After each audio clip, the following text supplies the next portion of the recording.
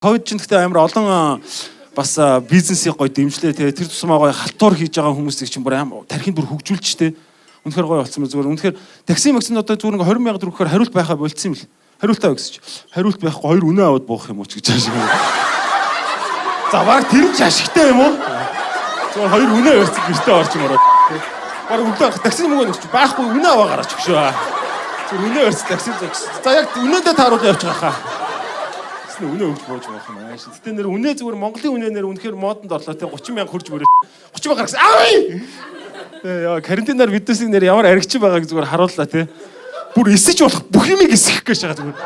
За энэ үдсэн эсгээ. Зүгээр бүх дэлгүүрийн дороош дуусаа шаацсан байдаг шиг. Хүмүүс талах бариад байгаа юм бол ч үгүй браш эсгэж байгаа гэж шиг.